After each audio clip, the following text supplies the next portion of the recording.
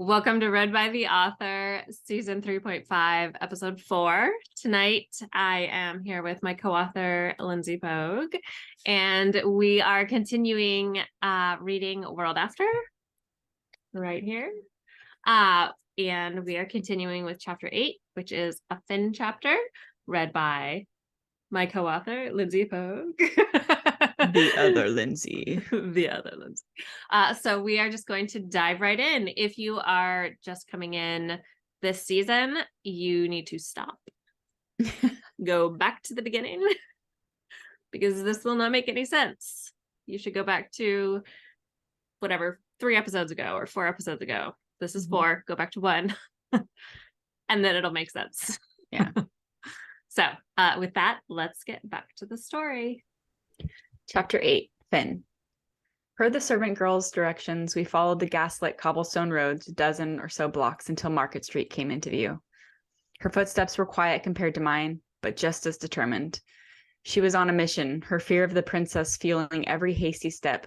Good. I had a sickening suspicion I was running out of time, and now that I knew where they were keeping Jake and the healing elixir they must have must have been stealing from his blood, I figured the servant girl was my best hope. No, perhaps my only hope to get him. The moon glistened off the harbor, and I used its light to guide us toward the dock. It would be easy enough to steal a boat in the cover of night, but it was getting back after I found Jake that would likely prove more difficult. I glanced back at the servant girl, the shadows of night covering her face beneath her hood. I'm Finn, by the way. A silver raven embroidered on her chest flickered in the moonlight. Are we? It's Ada, right? Jesus. Like Ada? Okay. Ada, she said after a moment's hesitation. And while I appreciate your helping me get to the prison, you might want to work on what? Why are you laughing? I was just laughing. Is from a note or from a comment that someone made in my Discord that you saw the Tavis one or Tavis or whatever his name is. I was like, this is my version of that. I just had to like throw it back. Yeah, no, I know. It's hard because it's one of those things where it's like you think you have it right, and then every time you say it, you second guess yourself. So yeah. Ada. Mm-hmm. Ada, she said after a moment's hesitation. And while I appreciate your helping me get to the prison, you might want to work on how you go about asking for help, in case there's a next time. I smirked and adjusted my pack on my back as the docks came into view. I might have been able to if you hadn't tried to make a pancake of my face. Ada's eyes flickered to mine and lingered. She still seemed uncertain of me after our brief grappling match, but I didn't blame her.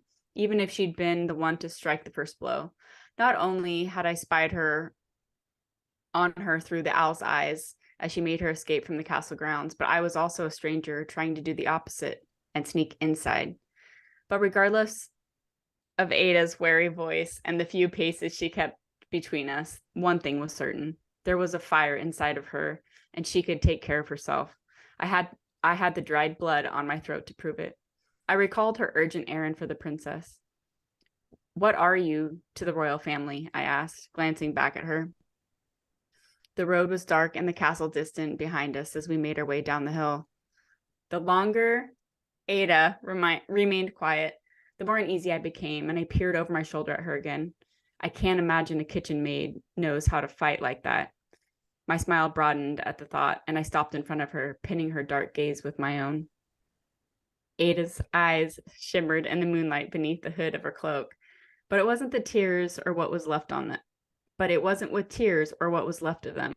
This time her eyes shimmered with curiosity, or perhaps the sheer will to carry out her task as her princess commanded. I tried not to spit at the thought of her highness sitting up in her fancy tower while Jake was likely hanging from his ankles while the blood was being drained from him, or worse.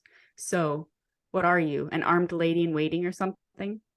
With a purse of her lips, Ada nodded. Something like that. Her eyes narrowed on me ever so slightly, and I knew she wasn't telling me the whole truth. With a defiant lift of her chin, she walked past me, her shoulders brushing mine as she continued toward the docks.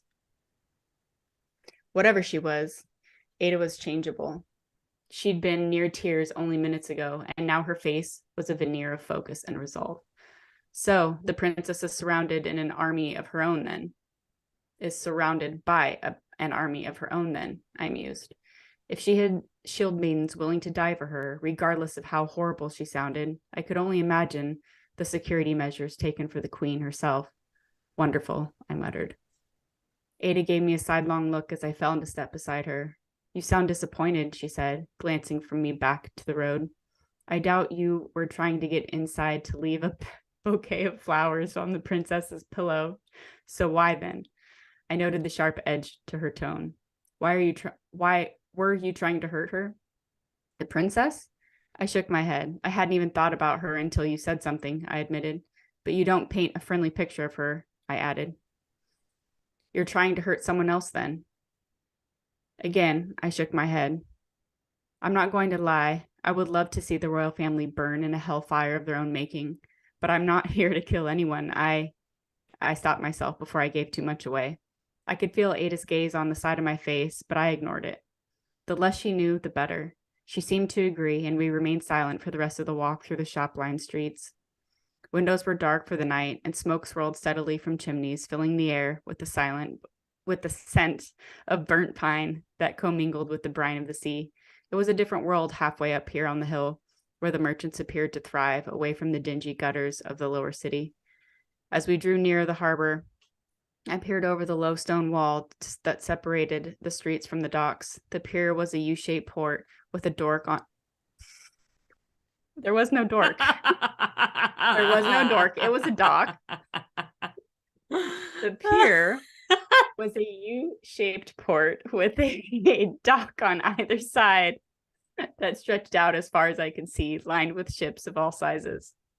The bicentennial celebration.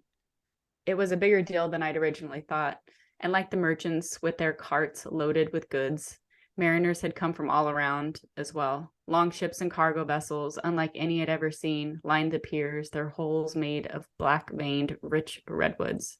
Some had 6 sails, others had only 1, and their masts and sails hung in all shapes, colors, and sizes. What is the bicentennial celebration? I asked, curiosity getting the better of me. The crowded docks and streets couldn't have worked out better if I'd planned it all myself. I know it's a festival celebrating 2 centuries of Corvo rule, I said. But what's that got to do with the princess? Once the men in the tavern had told me that the festivities were the largest in their lifetime, bringing together counties and villages from all over the kingdom, I'd stopped listening to the rest. With a snide laugh, Ada looked me up and down, eyeing my buckskin tunic and trousers. I resituated my pack on my back, uncomfortable under the weight of her stare. You're clearly not from around here, she said, with far too much amusement, and you're obviously up to no good, so why would I tell you anything about the princess? It was a valid question, which only spurred another one of my own. Why wouldn't you tell me? If your princess is so horrible, if you're so worried about being punished, why do you care what happens to her? The glint in Ada's eyes faded, and she stared straight ahead. She's not horrible, she said so quietly I could barely hear her. And I don't know what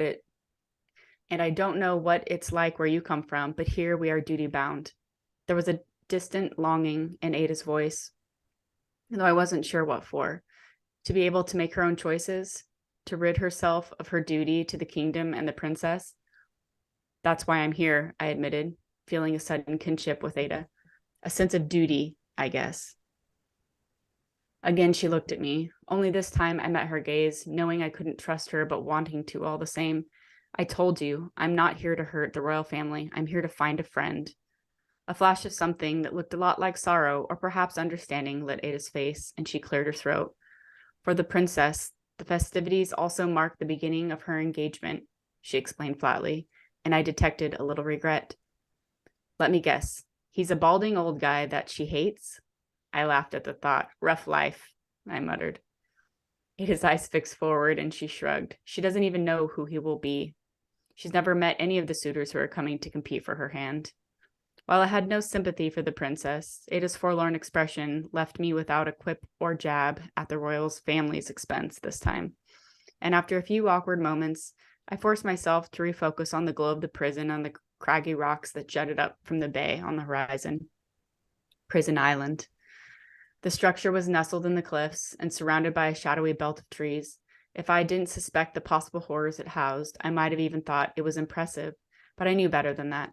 It was a stone fortress with a watchtower that stood like a javelin from the center of it. I tried not to let the uncertainty of what I would be walking into unsteady me, though the knot in my stomach tightened at the thought. Ada and I turned the corner of an alleyway as we reached the edge of the city. The neighborhood opened toward the wall surrounding the pier, with only a narrow road between us. Wait, I grabbed Ada's arm and pulled her back into the shadows of the stable in the corner. The owl was close, and while he sensed no significant threats, a few mines tingled on my periphery. Manure tinged the air, reminding me we were no longer in the pristine neighborhoods up on the hill, and down here mines stirred, drunk and restless. I cleared my throat. You've been to the island before, right? No, actually, Ada said, shaking her head reluctantly. Not a place for servants then, I gathered. At least not young, pretty ones who are meant to wander the lavish halls of a castle instead of the cold, dank stone halls of a prison. I gritted my teeth and glanced out at the islands again. One island. There's one island. At the island again. Sorry. Damn. What will we do? Ada whispered, frantically glancing around. I'll come up with something, I told her. I had to. Ada watched the confusion as I shrugged my pack off and pulled my fur cape out. I swung it over my shoulders and clasped it around my neck, once again donning the guise of a trapper who had gotten me oh my gosh, what's wrong with me tonight? Let's start over. Let's start the sentence over, everyone. I swung it over my shoulders and clasped it around my neck, once again donning the guise of the trapper who had gotten me into the city so convincingly. Clever, Ada muttered, and I saw another flash of amusement in her eyes. I smirked to hide my uncertainty. I had no idea what I was doing, but then again, I always thought better on my feet. I hope you ate a hearty dinner. I peered up at the cypress trees that bent in the evening wind. That water is going to be choppy, and I'm going to need your help rowing. While stealing a sailboat to get us to the island would be far faster on a windy night like this, it would also be the most obvious, so a rowboat would have to do. Again, I groaned inwardly.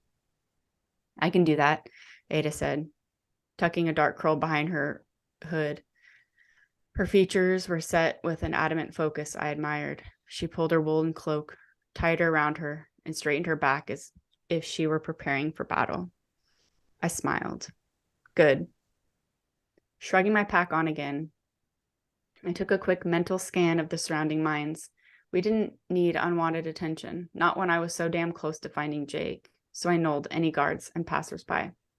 A bark of laughter caught the breeze, and Ada and I crouched down, dipping farther into the shadows. A guard in leather garb stepped into the open gate of the harbor entrance, though his attention was focused on a golden-haired woman in a rumpled blue dress he pressed up against a stone wall. I felt 3 minds in the area, the woman and the guard, and another one that barely hummed with consciousness somewhere inside the walls. They're drunk, I whispered, and as the woman began to lift her skirts, a crazy yet necessary idea sparked to life. I turned to Ada. Do you trust me? Can I just say, author's note here? I feel like we should have done like one of those, we did like those like one-liner marketing thing. We should have done a Do You Trust Me? Because I feel like he says that so many times throughout this series so far. That would have been a fun one. She looked taken aback, but after a moment, she dipped her chin. I suppose. Good, I said in a rush. Laugh like you've had too much mead and follow my lead. You got it? As Ada began to nod again, her eyes wide and questioning, I laughed and grabbed her hand, tugging her out into the gaslit street. She nearly faltered in my haste, looking the part of a stumbling drunk, and then her sweet laughter filled the air. The guard lifted his head from the woman's neck and craned to look at us as we drew closer. He instantly scowled as he took in the sight of us. "What are you two doing here?" he demanded, though his voice was hoarse and saturated with lust and booze. When I realized Ada's laughter had subsided and she was turned away, trying to tug her hand from mine, I drew her closer and pressed a kiss to her mouth. Her body stiffened with shock, but she didn't have time to pull away before the guard shouted at us again. "Hey," he took a step closer. I laughed, my heart hammering in my chest, and nodded toward the anchored ships. "We're just looking for a place to get away from her father," I explained, with an oversized grin. "He's a better marksman than me." I winked at him. When I glanced back at Ada, she had her back to the guard, and I worried she'd blow our cover. Pulling her against my chest, I smirked at the guard, ignoring the booze that wafted off him. "She's unplucked," I muttered, with hungry, hopeful eyes. "And I'm looking for some sport after weeks out at sea." I swayed on my feet for good measure, gripping Ada closer to me, willing her to play her part. Eventually, she leaned her head against my shoulder, her face cast in the shadow of her hood. The guard's eyes narrowed as the gas lamp shadows flicked. The guard's eyes narrowed on Ada. Oh my God, she has gas now, you guys. Jesus Christ. Really inconvenient. She's like, "Excuse me while I attend to my gas." Okay. The guard's eyes narrowed on Ada. The gas lamp shadows flickering across her. "She's quite shy, as you can see," I whispered, and leaned closer to the guard with dancing eyebrows. "But the best ones always are, right?" "Oh, Ferris," the woman cooed the guard's name, urging him back over to her. "My husband will wonder where I am." She pulled up her skirt a little, teasing him. The guard glanced at Ada, then at me once more, and with a curt nod, he flicked his gaze to the pier behind him. "If you get caught, I won't stop her father from maiming you," he warned. "Fair enough," I said wryly, and pulling impatiently on Ada's hand, I tugged her past the guard, whose attention quickly shifted back to his companion. As we hurried through the gatehouse entrance onto the pier, I tugged Ada past a few ships and out of earshot, not bothering to hide my impatience. The wood creaked beneath our feet, and I glowered at her as we finally stopped for breath, only to find her glaring at me. She tore her hand from mine. "What the hell's wrong with you? What the hell was that?" we both asked at once. I shrugged. "You wanted to get onto the docks, didn't you?" "Not like that," she spat. "Well, I had to come up with something. We're running out of time." My eyes narrowed on her. "Why did you turn away from him? You almost blew the whole thing." I was beginning to wonder if Ada wanted to get caught. "Why?" she practically seethed. "Because he would have recognized me, you idiot." Her eyebrows lifted, and just as suddenly her shoulders straightened, and she composed herself again. You think they don't know what the princess's ladies look like? We're only on parade every single day. If he'd seen me, he would have asked too many questions. He would have started snooping around, and this is a secret matter, remember?" I felt my cheeks redden slightly. She was right. I could have ruined everything, but I didn't admit that to her. "Well, it worked, didn't it?" Squaring my shoulders, I turned on my heel and headed for the smaller boat at the end of the pier. "Barely," she muttered as she fell into step behind me. "Has anyone ever told you you're reckless?" "All the time," I said, glaring at the rowboats at the end of the pier as we drew closer. "Well, do us both a favor, and next time you have a harebrained plan, run it by me first." I rolled my eyes as we reached a tiny old sailboat with a broken mast that wouldn't likely be missed. "That's what we're taking?" Ada practically squeaked, incredulous. I followed her gaze to the rough waters beyond the pilings. "Is it safe?" "I can't sail a ship on my own unless they taught you how to do that in your princess guard lessons." I pointed for her to climb into our new rowboat while I stepped into another. We would need 2 sets of oars if we were going to get to the island before the sun began to rise, exposing us more than we already were. With a sidelong look, Ada cautiously boarded the boat, clasping onto the sides as she steadied herself before stumbling onto the wood crossbeam at the stern to sit. I bit back a smile as I grabbed an oar in each hand and climbed onto the pier again, wondering if Ada had ever been out of the city, let alone been in a boat in rough waters. Sit there, I told her, nodding to the center port at the rowlock. It will be easier to control those oars since they're locked in place. Ada grumbled as she braced herself on the edge of the boat. Once she was seated again, I climbed inside and took my place at the stern. Ada was still glaring at me. What? I asked. You're not still annoyed about that kiss, are you? I'm sorry, okay? It was a dumb idea. It's not like it was enjoyable or anything. Her eyes narrowed to dagger tips, and I could practically feel them twisting into my soul. I rolled my eyes. You know what I mean. Can we please just get on with this? She gritted out, and I ran my hand over my face with a sigh. Yeah, okay. When I opened my eyes again, I saw a flash of unease in Ada's expression as she peered out at the water.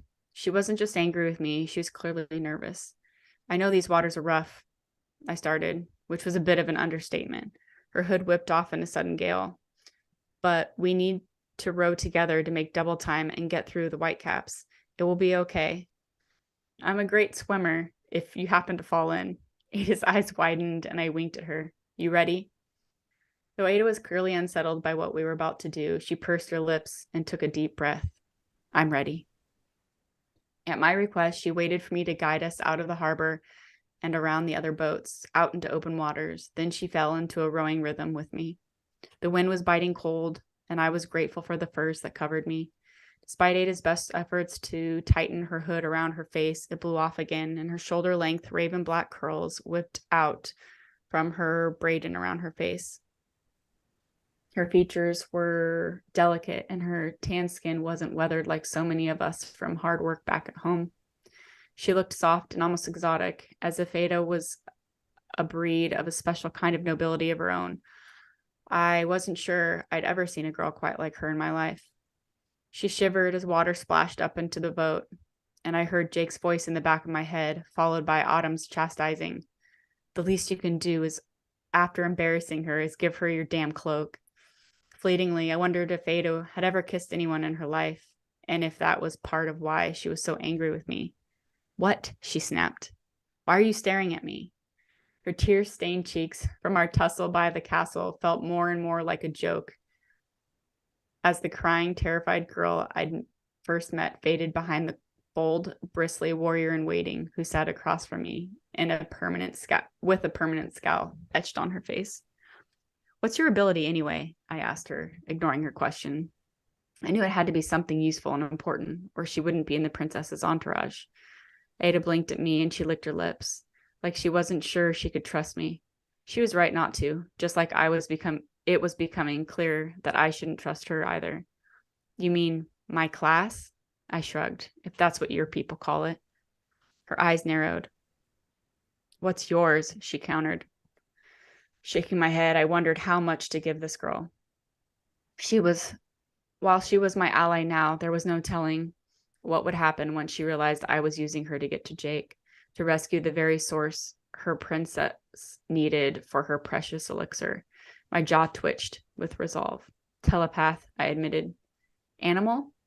The owl. She'd known someone was watching her. It was why she'd thrown the rock at him in the first place. I dipped my chin in answer and continued rowing. Telepath, she finally revealed, not animals. Unspoken and secret communications. It was a handy ability for her princess, so it made sense.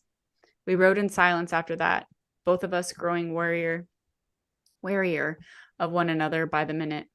My arms flexed with fatigue after yesterday's journey across the bay, but at least the island was getting closer. I turned the oars again and again, appreciating the way Ada attempted to keep up, though her white knuckles gave her way. She was exhausted and straining, but she wouldn't give up. That was at least one thing we had in common. She peered past me at the prison as we drew closer to the island. They're going to sense us coming, she said, if they haven't already. I wasn't worried about that. I was nulling them just in case. I'm more worried about finding an alternative way in, since I assume walking through the gates isn't part of the plan. There are tunnels, she said, near the back. The royal family loves its secret passageways. I'm just not sure exactly where they are from here. Let me see if I can find them, I said, and swallowing thickly, I closed my eyes. Keep rowing, I told her as my movements began to slow. What? Ada's words broke off, or maybe they just faded as my mind connected with the owls again. He flew like a soaring arrow in the dark night, hovering over the island as he fixed on every twitching weed stalk and crevice for his prey. With a silent request to take over, I peered around the rock face, looking for the entrance to the tunnel system we could use to get inside unseen. When I opened my eyes again, the icy wind hit my face, nothing like when I was flying as an owl. It wasn't liberating, but abrasive and painful. I shivered, blinked my eyes into focus, and found Ada's head cocked to the side, her attention fixed on me. I found the tunnel, I told her, and began guiding the boat around the back of the island with more fervor. Come on, we're almost there. The island seemed enormous as the rough waters pulled us closer and closer to the rocky shore. There, I pointed to the passage. That looks more like a sewer, she said, and looked none too happy about it. I grinned, wondering if she'd ever really gotten dirty in her life. I imagined defensive training within the castle walls hadn't prepared her for a moment quite like this. What's the matter? Have you been hanging around the princess too long? Are you afraid to get a little dirty? Ada's surprise pinched into an ever-present glare, that ever-present glare of hers, as I was growing so fond of, and I refrained from a chuckle. As the boat scraped and lurched against the rocks below, I jumped into the frigid water, my legs stinging as it splashed up to my knees. With a heave, I pulled the boat onto the shore, and to my surprise, Ada quickly jumped out to help me. If this floats away, I told her, pulling in a breath as I wrapped the rope a few times around my arm for leverage. We're stuck here. We have to secure it up in these rocks in case the tide comes in. Ada nodded, shivering but determined, but the determination I'd seen in her eyes before shone brightly in the gleaming moonlight. On the count of 3, I said, knowing this would be a lot harder than it looked. We were both tired from battling the waves and the wind. Don't stop pulling, I told her. 1, 2, 3. The frame of the boat creaked. We groaned, and with every single resolve-infused muscle, we pulled and pulled. The rock scraped against the bottom slats. But finally, the stern was dragged up and out of the water entirely and rested between the stones. Ada and I stumbled back, bracing ourselves against the cliffside. We looked at each other, trying to catch our breath.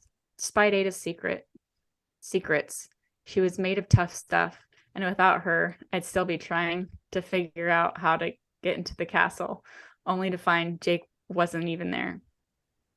A small smile tugged at the corner of her mouth. We did it, she rasped. Miraculously, I added with a smile of my own. And this time, when I noticed she was shivering, wet and windblown, I unclasped my fur cloak and I wrapped it around her. She eyed me skeptically. Don't overthink it, I told her. Ada's eyes lingered on mine a moment longer before she sat up, pulling the cape tighter around her. Thank you. I nodded and brushing the sand and dirt off my sweaty hands. I stood and held out my hand to help her to her feet. Ada was about to accept when she paused, hesitating for a moment before her fingers curled around mine. I tried not to think too much about her reluctance and climbed through the rocks toward the narrow metal-paneled door hidden in the shadows. Ada was right. It didn't look very welcoming. The passage was clearly rarely used. The door, covered in cobwebs and bird poop, was completely rusted shut and forgotten. And if the size of the door was any indication, the tunnel would be a tight squeeze for both of us. I pulled my knife from my belt and stared at its thick blade. It was too big to pick the lock. I peered around, imagining a stone a bit larger than my fist might be able to bust it open. Here, Ada said, and she unclasped the buckle of her bag, peeking out from beneath her 2 cloaks. She rustled around inside, then pulled an electric torch and a pistol. Luckily for me, the princess had set her out more prepared than I was. I nodded to the rusted, locked door and separated me from Jake. Well then, I prompted, would you like to do the honors? Without hesitation, Ada pointed the barrel of the pistol at the latch and pulled the trigger. For the first time all night, I was relieved there was a howling wind because, with a single gunshot that disappeared in the wind, the steel door squeaked open. Ada flicked on the electric torch. Clever little device and convenient. You really were on a mission tonight, I mused. Ada raised a dark, delicate eyebrow at me and smiled. Feeling a strange sense of admiration for her, I scrubbed the back of my head and gestured toward the tunnel. By all means, after you, tough stuff. 9. Del. I held the electric torch out in front of me as Finn and I peered into the tunnel. The darkness was so heavy it almost seemed solid. The walls of the tunnel bore deep groove marks, and the floor was slick with moss or algae, though it looked like it receded up ahead. The tunnel had a slight, almost imperceptible angle of ascent. The smell of the sea mingled with the cold stone, transforming into something dank and musty. I wrinkled my nose, and we started forward. The sound of the soles of my boots scuffing over the rock echoed deeper into the tunnel, and I made an effort to walk softer. I glanced over my shoulder at Finn. He was following close behind me. This used to be a temple, you know, I told him, my voice hushed. The first queen converted it from a prison to a place of remembrance and worship devoted to the patrons. That's when they added this tunnel, so the priests could escape if the temple was ever attacked. While I had never visited this place myself, I'd learned of the escape passage long ago. This escape passage. Worship, Finn said derisively, laughing under his breath. I glanced back at him once more to see him shaking his head. Well, they turned it back into a prison, I said, feeling slightly defensive.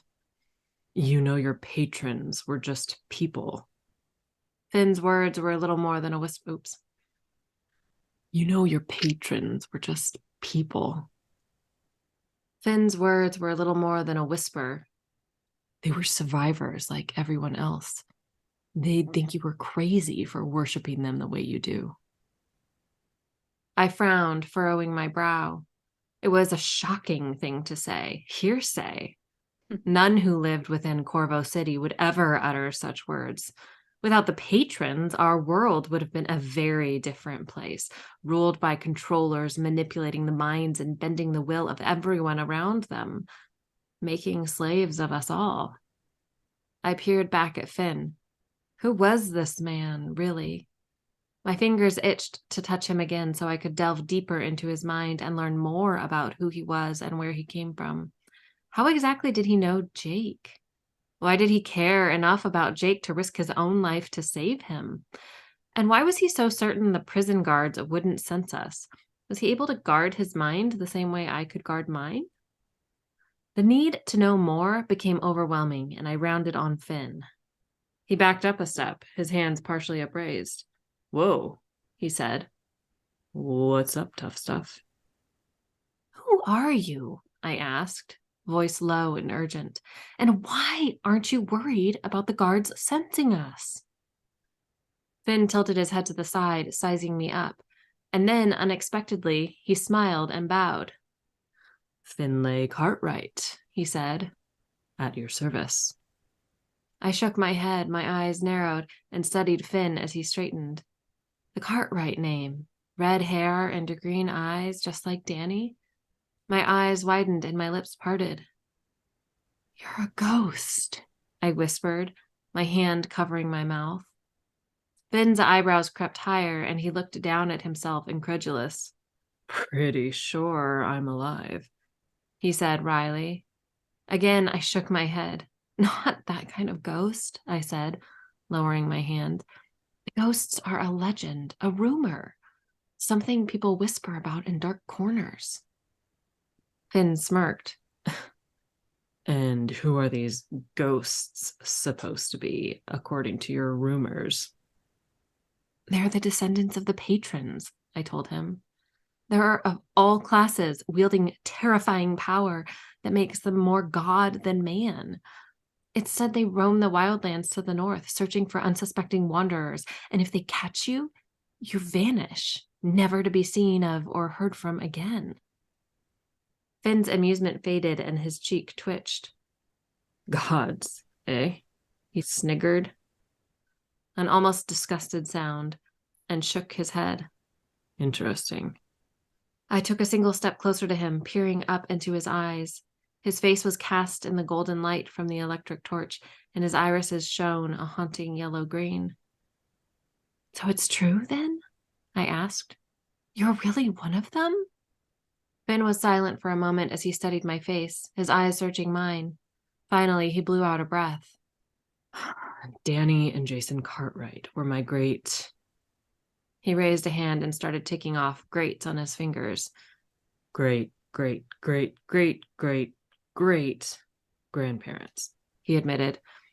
And as handy as godly powers would be, I just have a combination of both of their abilities. I took another step toward Finn, my eyes glued to his. Finn broke our stare, looking away. And there are more of you? I asked. Finn's eyes snapped back to mine, his stare hardened by fear. Yes, he said, the single word laced with heat and anger. But we're not talking about them. He narrowed his eyes, and I could practically see the wheels turning behind those big green irises. He was assessing me, and I watched the distrust settle in his stare. Finn leaned closer, his jaw set as if he was challenging me to press him further. Now, if you don't mind, I'd like to keep moving. He shot a pointed look beyond me, deeper into the tunnel. Let's just get what we came for and get out of here. Your princess needs her elixir, and... Finn seemed to catch himself. And we wouldn't want to keep her waiting. My eyes widened. As impossible as it seemed, I had momentarily forgotten about my mission. And my deception. In a weird and totally unexpected way, I was enjoying myself. I liked being around Finn. Despite being appropriately wary of me, a relative stranger, Finn treated me with more openness and honesty than pretty much anyone I had ever met. I wasn't the princess to him. I was just some servant girl, and while he was using me, I didn't really mind because I was using him, too. A seed of dread implanted in my belly. How would Finn react when he found out I was lying to him? And that Jake wasn't actually here. To be fair, it wasn't really my fault Finn believed Jake was being held in the prison. I hadn't exactly said those words, but I would have to come up with some way to distract him from realizing my ploy. Maybe play dumb when he figured out Jake wasn't here, then offer to sneak him onto castle grounds? I turned my back to Finn and chewed my lip as dread rooted deeper. The only problem with taking him to the castle was that Finn would try to free Jake, and then he would get caught. And then he would be killed. I liked Finn. I didn't want him to die. I sighed, my shoulders slumping, and continued up the passage. The tunnel leveled out, and not long after, the pool of light cast by the electric torch touched a stair. Each step forward revealed more stairs until we were standing at the base of a long staircase that disappeared into the darkness above. I stopped at the bottom step, and a moment later, Finn stood by my side. These stairs should lead to a common room in the barracks, in the northwest corner of the prison, I told him. Only guards are allowed within. We'll need to find disguises if we want to move about unnoticed. A thoughtful frown turned down the corners of Finn's mouth. I don't suppose you know where the guards do their laundry? I shook my head. But I do know the door to the tunnel is supposed to be guarded at all times. Maybe we can lure the guards down here and... I held the electric torch in both hands and raised it high overhead, miming bashing someone over the head with it. But not with this, I said, lowering the electric torch. It would break. I've been pistol whipped before, and it's definitely not fun. Finn thought aloud, and he rubbed the back of his head. My thought drifted to the fading scratches on his temple and the slight bruise coloring his jaw. Ever so slowly, Finn's lips spread into a broad grin. You know, that might just work. I like the way you think, he said. I've got the perfect plan. He faced me, resting his hands on my shoulder. That's funny. Because that was one of the errors from the narrator, too. He faced me, resting his hand on my shoulder. Do you trust me? I narrowed my eyes at him. He kept asking me that, like we hadn't only known each other for a matter of hours, and either of us had done much of anything to build trust. Yet, I really was starting to trust him.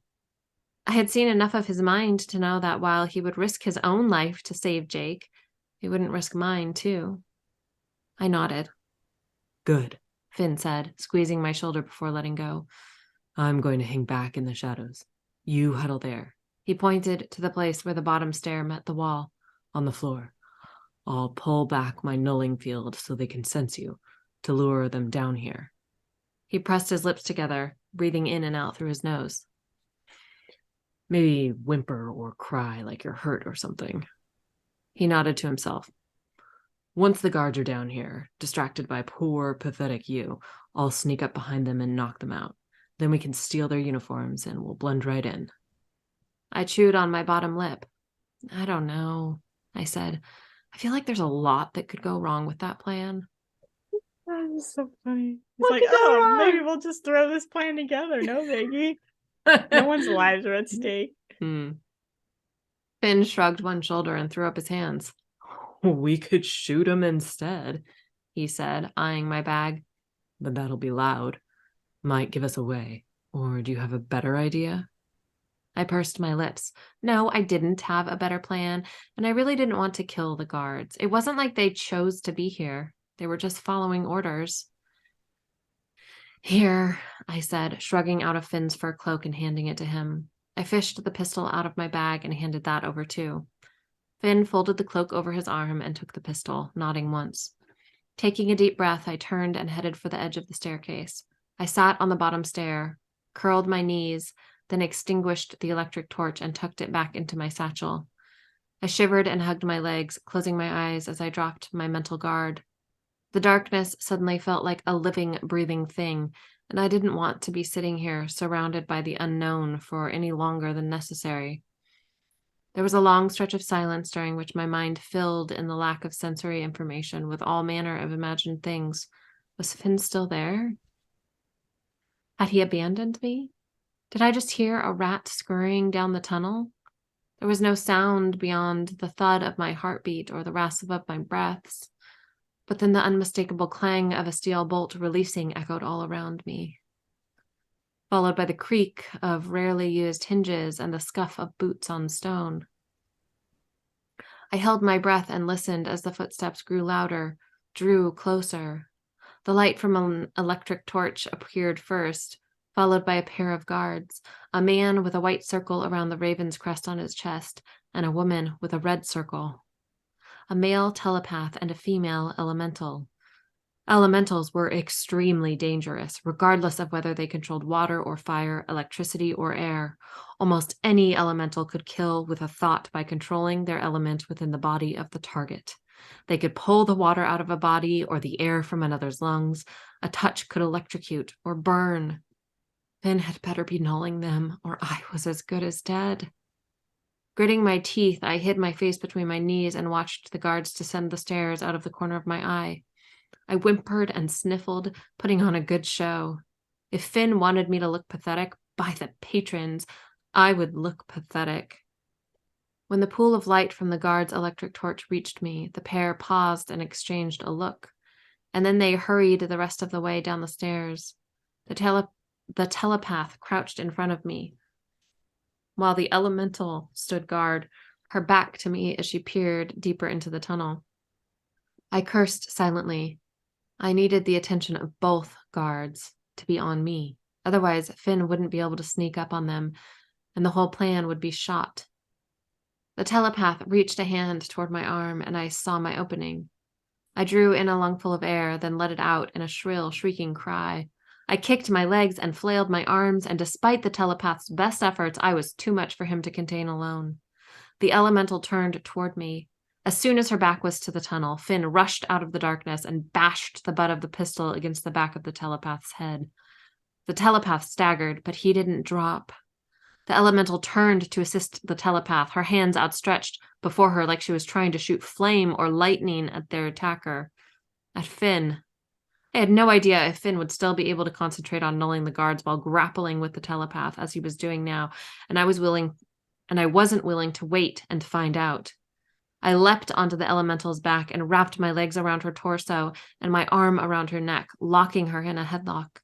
It seemed to take eons, but the lack of oxygen finally got to her and she dropped to her knees, then keeled over backward, her body a dead weight on top of me. With a grunt, I rolled the unconscious woman over and took a much-needed deep breath. By the time I sat up, Finn was crouching over the prone body of the telepath, struggling to disrobe the man. The elemental wouldn't stay out for long. I could already sense her mind rousing. I skimmed her surface thoughts and memories, then stamped a quick illusion on her mind. When she woke, she would think she was safe in her bed, rousing from a strange dream, and hopefully fall back asleep. We would have about 10 minutes to get in and out of the prison before the illusion faded. Finished with the elemental, I crawled over to help Finn. Within a matter of minutes, both guards were stripped of their uniforms, wrists and ankles tied with bands of fabric torn from the bottoms of my too long robe, and gagged with more of the same, fresh illusions stamped onto both of their minds, and Finn and I were heading up the stairs toward the solid iron door and into the prison barracks. During my dip into the elemental's mind, I had gleaned that the tunnel led into the small gathering hall at the center of the barracks and was currently empty, as it was the middle of the night.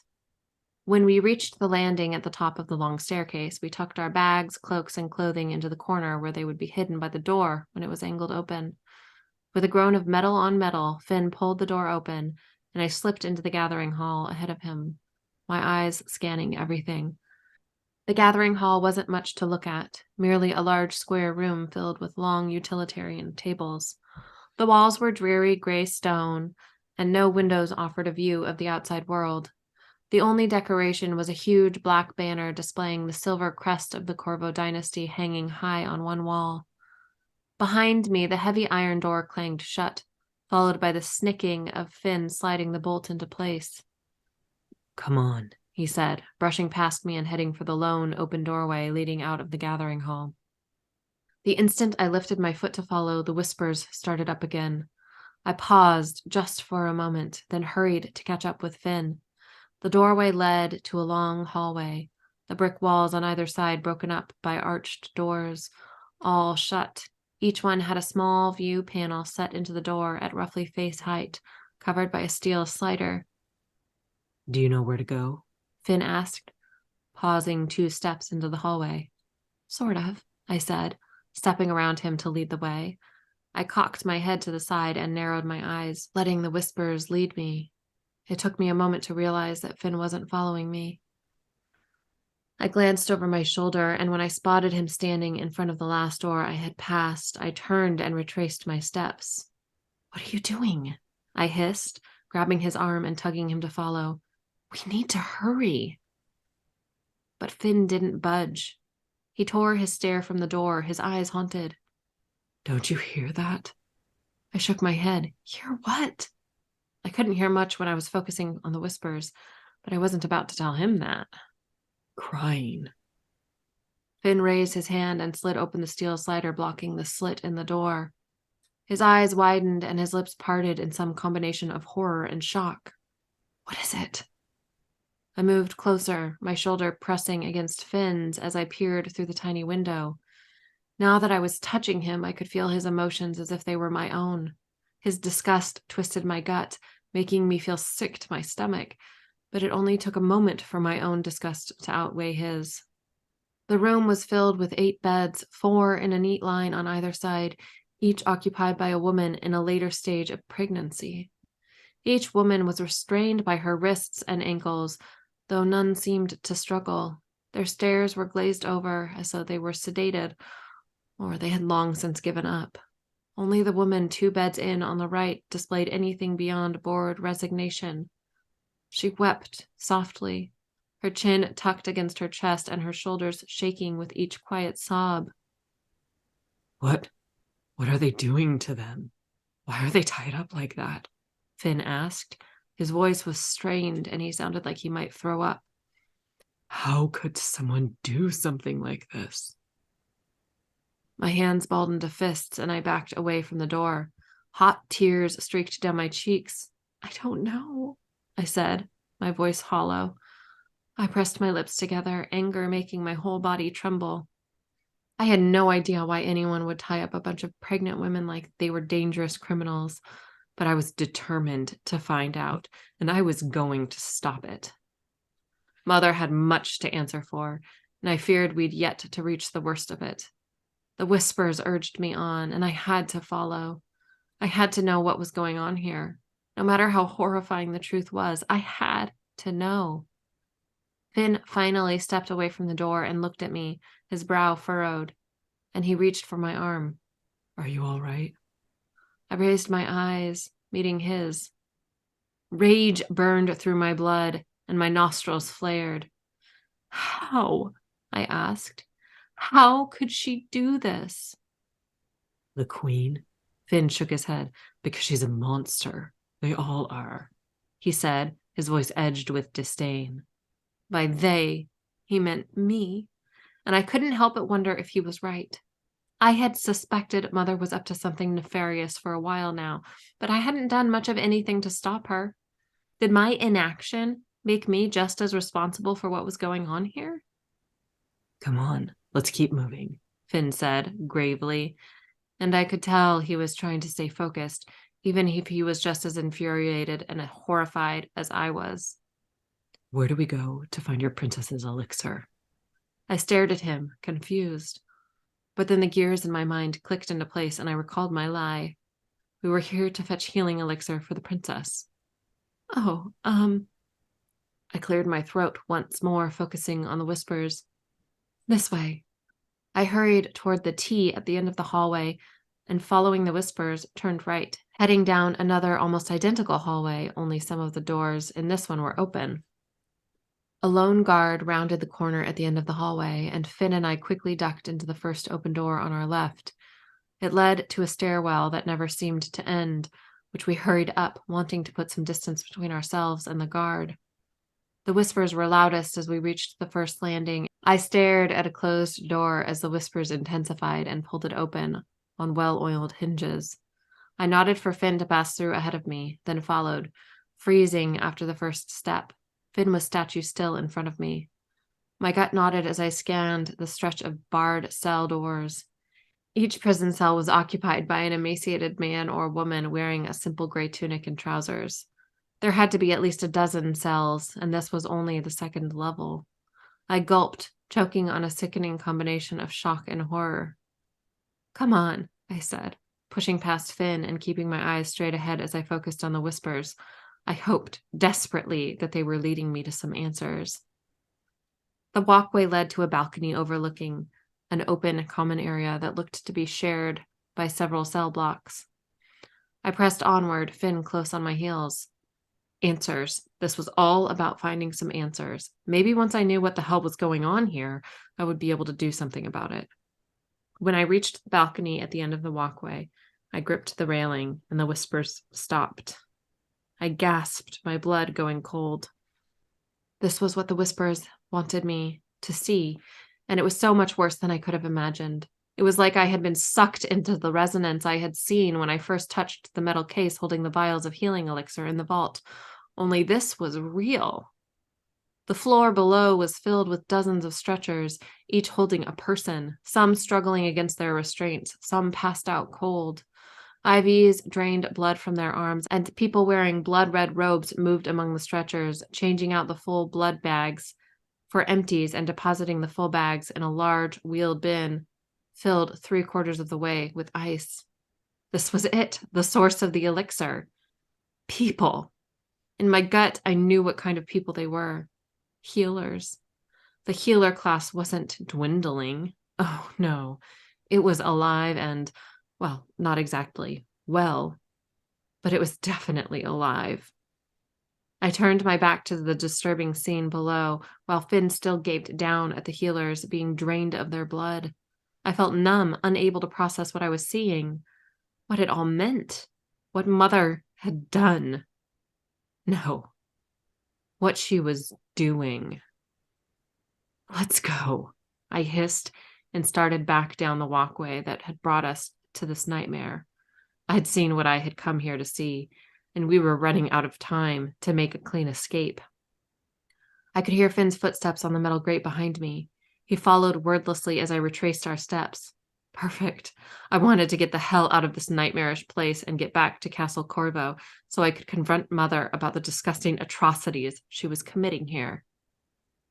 I hurried down the stairwell and headed back toward the hallway that led to the gathering hall. As I rounded the corner, the gathering hall in sight, Finn grabbed my arm, halting my retreat. What about the elixir? I spun partway to face him and shook my head. No more elixir, I grated out. This ends now. I clenched my jaw, daring him to disagree. But he didn't. Instead, Finn nodded. But I can't leave yet. I have to find someone. Jake's not here, I told him, forgetting for a moment that I wasn't supposed to know anything about Jake or Finn's true reason for coming here. More than anything, I needed to be away from this place. Finn released my arm and took a step back, his expression as stunned as if I had just slapped him. What? I inhaled through my nose and met Finn's eyes. It was time to fess up. He's being held in a tower on castle grounds. Finn. What? I rasped, as the passageway felt like it was closing in on me. My anger and disbelief at what I'd seen in this horrific place were eviscerated by a strange mixture of hope and dread. Jake is at the castle? If he wasn't here, it meant he wasn't a blood bank like the rest of them. But if he was at the castle, his fate might be far worse. I shoved my hands through my hair, grabbing hold as I stared Ada down the possible scenarios Jake might be in, booming to life. But you said... I shook my head as I gritted my teeth. Do you have any idea who he is? What they're likely doing to him right now? My voice was sharp with fear. They want his blood, Ada. Original blood. And they're probably sucking it out of him right now, and we've wasted all of this time. I'm sorry, okay? I needed to get inside the prison, and I knew you could help me. And now we really need to get out of here. Ada's words fell from her lips in an impatient rush, and I frowned. There it was, finally, the truth. At least a partial one. I'd seen the horror on her face earlier, so I knew she wasn't one of the royal family. She seemed too shocked by the torturous things they did in this place, but I was beginning to wonder if she wasn't really a lady in waiting either. Had I been more daft than I thought, and this was all some sort of trap? I took a step back, distrusting Ada more than ever. Jake's not here, and you don't really need the elixir, I said with disbelief. Then why are we here, Ada? I watched her expression shift as closely as I could beneath the shadow of her hood. It was fierce in the flickering torchlight. Why did you need to get inside this prison? Ada's brow furrowed, but I refused to believe it was remorse that settled over her features. Wait, I whispered, and straightened my shoulders. The distrust that had been niggling at me began to solidify in my stomach, and another wave of dread crashed over me. You said Jake's not here. I shook my head and took another step back. I didn't tell you I was here for him. Ada chewed on the corner of her lip, blinked, and then opened her mouth to speak as footsteps echoed down the hallway. They're coming, she said. I thought you were nulling them. I was, or rather, I had been. My mind was a mess, and I hadn't been concentrating at all. I'd been too busy trying to understand what the hell was going on. Grabbing my hand, Ada pulled me toward the gathering hall to hide, but a spindly, gray-haired guard stepped through the final doorway in the hall. You, he said, pointing at us. His beady eyes narrowed. Who are you? And what are you doing in here? Or what are you two doing in here? I didn't know what he was capable of, and as I thought about Ada's pistol, I realized we'd left it back at the tunnel. I cursed myself and focused on the guard's mind. I could feel his ability blaring like a bullhorn in my head. The guard stepped closer, and as his ability began to tingle in my mind, I took a deep breath and fortified my thoughts, nulling him again. Null them all and find Jake. It was all that mattered. Finn, Ada hissed, grabbing my attention, her dark eyes flashing with warning as the footsteps we'd been running from in the hallway behind us continued closer. They were following our mind signatures, too. We have no idea. You have no idea what they're capable of, Ada said in a whispered hush. Rush. We have to run. But it was too late. The other guard rounded the corner behind us. Only this one was younger, with blonde hair and broad shoulders. He was formidable. More so than the old man, at least physically. How did you two get in here? Neither of us answered, but my mind and my fists would have to be enough to protect us for now. Mentally, I reached for Blondie's consciousness. His mind was practically pulsing with raw energy, strong, ability-honed energy. And with their abilities primed and ready, it was a struggle to know both men.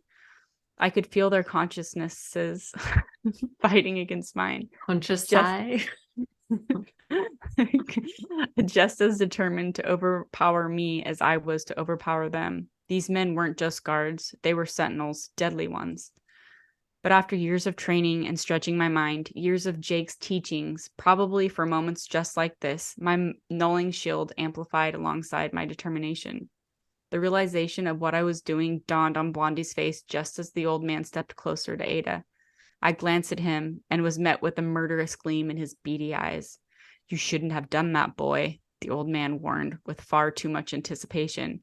I could feel his ability clawing at me, squeezing it like a snake coiled around its prey. I pushed against him, fortifying all that was left inside me, and groaned as my head began to ache. Stop! Ada's voice resounded in the long hallway, and in an instant she tore her hand from mine and stepped forward. Stop, she commanded again. Her hand flew to her hood, and she tugged it away from her face. It fell around her neck, exposing her dark, braided hair and gold-brown eyes filled with a stout determination. Lifting her chin, she scowled at each of the guards. Enough, she growled, and their death glares shrank to nothing. Their eyes turned to saucers, and they both took a fumbling step backward. Princess Delphinia, the elder guard gasped as he knelt. Blondie followed suit, but all I could do was stare at Ada, my face reddening, my mind whirling, and my mouth agape. Princess? Apologies, princess, the old man croaked. We didn't know it was you. The queen never mentioned. Had we known, nor would she. Not when we've been assessing the defenses of the prison. It was the perfect test, and your guards have failed her, and all of Corvo City, for that matter. What if I'd been an enemy or spy? The ring of authority oozed from Ada's voice, making my skin crawl. Not Ada, Princess Delphinia. The girl who'd helped me row all the way here, who'd been shivering wet and cold, now stood tall and confident like a princess. She stepped closer to the old man. What is your name? I'm Merrick, your highness. He dipped his head with awe and obedience. And you? She asked, staring past me at Blondie, as if I wasn't standing beside her at all. What is your name? I am Rowan, your highness. Whatever threat I'd seen in him had completely dissolved as his hands clasped so tightly together his knuckles whitened. Fear and surprise made him a quaking fool. Well, Sir Merrick, the princess said, and glanced from one to the other. Sir Rowan, I was told it was impossible to enter the prison, that the capabilities of my mother's most highly trained and noble knights were above reproach, and yet here we stand. The queen will not be pleased. Sir Merrick's head shot up, and his eyes were wide with desperation. But your highness, how many of you are there? The princess interrupted, and as she continued to berate them, all I could do was stare at her. She'd tricked me. My hands balled into fists at my sides. Was that really why we'd come, to test the prison's defenses? I felt sick to my stomach all over again. I'd known she was lying to me, but this, the Corvo princess, was standing beside me. A member of the most monstrous family, someone I'd been raised to both fear and loathe. I was shocked, infuriated, torn between hatred and awe. But, the princess said, her voice softening slightly, as this is the first offense, missteps can be overlooked, as long as you make it your sole priority to remedy your shortcomings. You must train more, she said. You must be more diligent from this moment forward. This cannot happen again. Do you understand? The authority in her voice bewildered me. Both men nodded, fear and relief shimmering in their eyes. Yes, Your Highness, they said softly, and bile rose in my throat. The power the royal family held and the terror they instilled in their people was sickening. Good, now rise, she said, and offered each man one of her hands. I was disgusted by how quickly they jumped to their feet and took her proffered hands in theirs, the way their lips brushed her knuckles with such reverie and utter obedience. I watched as the princess's fingers squeezed around the guards and her eyes closed. She pursed her lips and her brow furrowed. What was she doing to the guards? Feeding them thoughts, searching their minds for answers? You touched me, I breathed. And as the realization trickled over me in cold dread, the princess dropped the guard's hands from hers, her shoulders slumping. What had she found in my mind? The princess turned to me, wariness etching her features, and pressed her index finger to her lips to silence me. When the men looked up, they had a distant look in their eyes, and without a word or even a rushed step, they filed up the hallway behind us and disappeared without another look back, as if they had never seen us at all. The princess nodded toward the door that led back to the secret passageway we'd used to get in. But as she hurried toward it on light feet, my own wouldn't move. How many times had she touched me? How many memories had she already stolen from me? And what had she seen? More importantly, what had she changed, and what would happen next? Come on, she mouthed, jetting her chin toward the hall. I shook my head. With a huff, the princess hurried back over to me, her dark gaze sharp and glaring. Do you want to find Jake or not? She hissed. Because he's not here, Finn. My chest heaved as I stared into her eyes. Yes, I needed to go to Jake, but would the Corvo princess, daughter of the queen who had ordered the capture of Jake at all costs, who had killed my friends and bullied and lied to her people, really help me? I nearly laughed with hysteria. I'm supposed to believe you?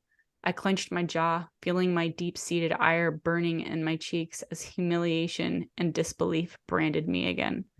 Believe what you want, but either way, you need to get out of here as much as I do. If Mother finds out I was here, it will ruin everything. You want me to take you to Jake, don't you? She pointed in the direction of the guards. If they hear us, it will shatter the illusion they're under. Is that a chance you want to take? They are some of the strongest elementals we have, and even if you can null them now, you can't do it forever if they catch you. And trust me, that's the last thing you want. They can pull your insides out with a single thought if you let your guard down for even a second. It's what they're trained to do. Then why didn't you let them? I bit out. The princess looked surprised by my question, but whatever hurt I saw flicker in her eyes was quickly replaced with resolve.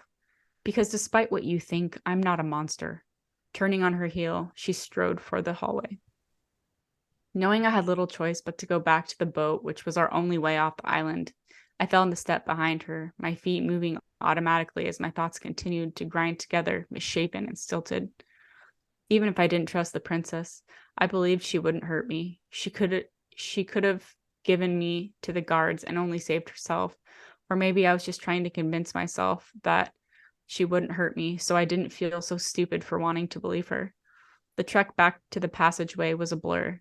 My thoughts swirled, and I vaguely recalled the guards, still unconscious, where we left them. I'm not sure how much time passed as we rushed through the secret tunnel that would put us back out at the boat. The squish of our hurried footsteps in the slick algae filled the air, and the breeze whining through the passage felt colder and more ominous than before. If the princess knew where Jake was, did that mean she'd seen him? So many questions begged to be answered, but I didn't trust that her answers would be the truth. I eyed her closely as she walked ahead of me, her electric torch lighting the way toward the metal door. As I fingered the fur cloak and the pack I'd reclaimed in the corridor, I thought about Beast. I missed him, his sixth sense, and impeccable judgment of character. He would know if the princess was being sneaky, because Beast was the king of sneaky. Bringing me here wasn't a test or a lure to bait me, because the princess clearly needed to get here so badly that she was willing to brainwash her minions in order to hide from her mother the fact that she'd been at the prison at all. As the questions surmounted, I couldn't keep quiet any longer. Even if the princess's answers were lies, I had to fill the silence. As we drew closer to the tunnel's entrance, I finally asked, "If you're the princess, why go through all this trouble to sneak into the prison? Why bring me with you?" "Because I'm not allowed here," she said hotly. I thought that was obvious. She sounded far more annoyed with me than she had any right to be. "Oh, I'm sorry, princess," I quipped, stopping behind her. "Are my questions annoying you?" "Yes, actually they are." She whirled around and stepped closer, the torchlight making her eyes glow like onyx jewels in the darkness. "We need to get back to the castle, or all of this was for nothing." Her exasperation nearly matched mine, but I'd half trusted her once. I wasn't dumb enough to do it again. "Unless you're lying, or planning to use me for something else," I shook my head. "You probably don't even know where Jake is." "Oh, I know where he is," she said, her voice earnest.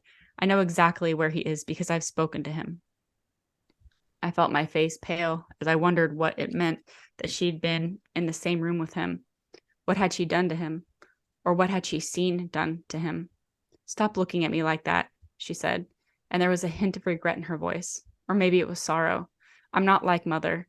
I can take you to him, but—" She shook her head like she knew the words that followed would be pointless, but she ventured to say them anyway. "But you have to trust me, Finn." The princess rubbed her temples, and for a flash of a moment I saw the shivering girl in the boat again, the one who was as determined as I was to get to the prison, now equally determined to get out. "Look," she started, exhaling a deep breath. "I'm sorry, okay? Yes, I lied to you because I needed to get into the palace and see what they were doing, and it was a lot easier to do. It was a lot easier to do with you helping me. I promised Jake I would find out what they wanted with him, and now I know." A flare of hope swirled through me. "You mean they haven't done anything to him yet?" The princess crossed her arms over her chest. "Not that I know of. He's in a cell in the castle tower, and if we're going to help him, we have to get out of here before more elementals come. If Jake asked her to do this for him, that must have meant he trusted her, at least a little." With a renewed determination, I heaved out a breath, letting go of my reluctance, knowing I had no choice but to trust the princess. If she knew where Jake was, and if she was telling the truth, she'd spoken to him, and I desperately wanted to know what they'd said to one another. "Why do you want to help him?" I asked as we continued toward the exit. A faint sigh reached my ears. "I know you think we're all monsters," she said quietly, her voice small in the darkness and barely audible over the shuffle of our footsteps. "But that's not what I want to be. And until tonight, I had no idea Mother was so evil," I finished for her. The princess reached for the metal door as if she hadn't heard me, and it squeaked as it swung open in the breeze. Then she turned to me, her expression worried and her eyes imploring. "What is Jake to you?" she asked. "I've been trying to figure it out, but I can't." Even though my brain told me to give her nothing more than she'd already stolen, I wanted the princess to know me. Maybe it would help her understand. Maybe she really would help me. "He's the closest thing I have to a father," I admitted. I'd never said the words out loud before. "And he left me and all of his people behind to turn himself over to your mother, to save us." The princess stared at me with an expression I couldn't discern, but instead of allowing her to ask another question or to continue thinking whatever thoughts crumpled her brow, I handed her my fur cloak and gestured toward the boat that was now floating in the high tide. "After you, Your Highness." With a glare, she stepped past me and climbed into the boat. "Call me Del," she said, "and that's not a request." I tried to fight a grin as I untied the boat and jumped inside. "As you wish." They finally meet. I mean, they met, but Yeah. Okay, that's where we're going to stop for this episode, and we will continue with chapter 11 in episode 5 of this season. So until then, happy reading, everybody. Ta-ta!